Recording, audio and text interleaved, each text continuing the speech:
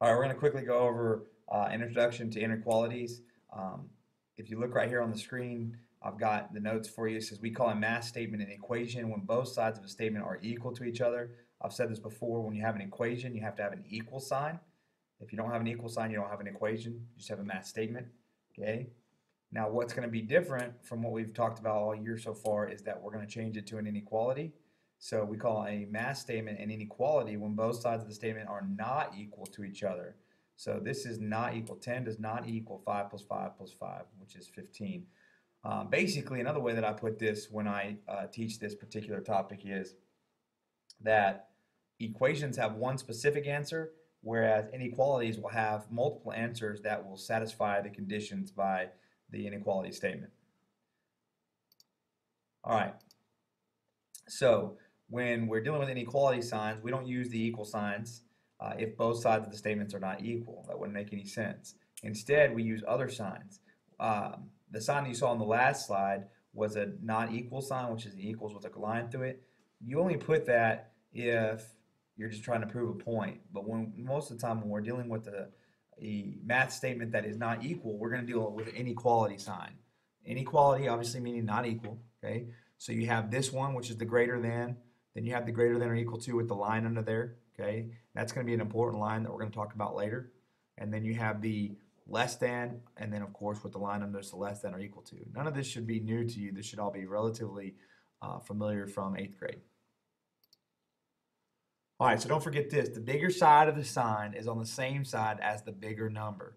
Um, when I used to, when you hear about this in elementary school and whatnot, you hear them say the alligator eats the big number. The smaller side of the sign is on the same side as the smaller number. So here's the small part of the sign, small number. Big part of the sign, big number. Same thing here. Even though it looks funny, -4 is actually bigger than -12. So the bigger part of the sign is over here. Smaller part of the sign, smaller numbers. So you got to be careful with negative numbers. Negative numbers can be tricky. All right, so if you look here, we have 3 is less than 5, makes sense. 22 is greater than 10. -10 is less than 4. 2 is less than 7. 65 is less than -62. And then, of course, 32.3 is less than 32.5. Just kind of showing you some different examples, especially looking at these ones right here. This negative number, the number itself is bigger, but because it's negative, it's actually smaller. Kind of an oxymoron. And then right here, just barely is this one bigger than this one. It's only bigger by 2/10. Okay, so our friend the number line. When we deal with inequalities, the first thing we're going to start off with is graphing stuff on a number line. A number line is simply this, a line with numbers on it. This is a number line. We use a number line to count and graphically show numbers. For example, if you have x equals 5, you just put a dot that's colored in right there on the 5. X equals 5, a dot that's colored in right there on the 5. Now, when we graph inequalities, when you have x equals 2, you're going to use what's called a closed circle. A closed circle indicates that we include the number. That means the number is part of the solution. Well, in this case, x equals 2. 2 is the only solution, so you color it in. Now, on this one here, it says x is less than 2. That means 2 is not an answer. But 1.999999999 or whatever could be an answer. Well, how do you indicate that if you can't include 2? Well, you put a circle on the 2, okay? The circle, the open circle, when it's not colored in, means that it is not included in the solution. And then you draw an arrow pointing the direction of all the numbers less than 2. Okay, so if you look at 2 on the number line, it's right here. It's open because it's not included in the solution. And then the arrow covers 0.1999 or 1.99999, so on. And then it goes all the way to the left. These are all numbers that are less than x. One of the tricks that I use is if you have x on the left side, and I will talk about this in the class again, I'm sure. If you have x on the left side of your inequality, your inequality sign acts like an arrow. If you look at that tip right there of an arrow, it points the direction that your line needs to go. So let's look at the next one. The next one says x is less than or equal to 2. In this case, we have that little equals to sign, and that equal to sign indicates to me that 2 is part of the solution. so I can color in 2 and then draw my line all the way to the left. That's where my arrow's pointing, to the left. All the numbers to the left are numbers that are less than 2. Okay? X is greater than 2. Notice that there's no equal to sign, so now I have to draw an open circle because 2 is not part of the solution. But every number, 2.1, is greater than 2, so every number greater than 2 going to the right, okay, is our solution. And again, look where the arrow is pointing. The arrow is pointing to the right, okay, so that works. And again, that only works if the X is on the left side, okay. And in this one, X is greater than or equal to 2. Again, we're equal to 2, so we can shade that in, and then our arrow goes to the right. Again, by shading the number in the number line, we are indicating that all the numbers in the shade are possible answers. So these are all answers, and it goes on infinitely. That's why there's an arrow at the end. These are all answers that satisfy X is greater than 2. 3, 4, 5, 6, all the fractions and decimals in between that you can't see, and the arrow goes on infinitely. So any number greater, it can go forever to the right. And those are all numbers that satisfy the solution. So it's not just one solution, okay? Up here, you only have one solution. That is 2. X is 2. That's the only number it can be. That's why there's only a dot there, okay? Let's take a look. Let's try this one. X is less than or equal to 10. So it's less than or equal to 10. We color in the dot here, okay? And then we draw our arrow. Which way is it pointing? Because of that equal to sign is why we color in the dot. Which way is our arrow pointing? It's pointing to the left. So our arrow on our graph is going to go to the left. X is greater than -4. In this case, again, it's not equal to, so I'm going to put an open circle on -4, and then I'm going to draw my arrow. Which way is the arrow pointing here? The point of the arrow is going to the right. I'm going to draw all my numbers to the right. Make sure you be careful with these negative signs, because on the negative, it's going to go -4, 3, -2, -1, 0, and then it's going to start climbing again, 1, 2, and so forth. Okay, and anytime you have this number here, that's the starting point of every one of your graphs on a number line. Always start there, either an open circle or a closed circle. So I'm going to put an open circle because it says X is greater than 200. I'm going to put an open circle that's not closed because there's no line there. Open circle, all my numbers, arrows pointing to the right. I'm going to go to the right. Okay. This one is graph 7 is less than or equal to X. Now, my X is on the other side. Okay, I'm on the left side, so you have to be careful here.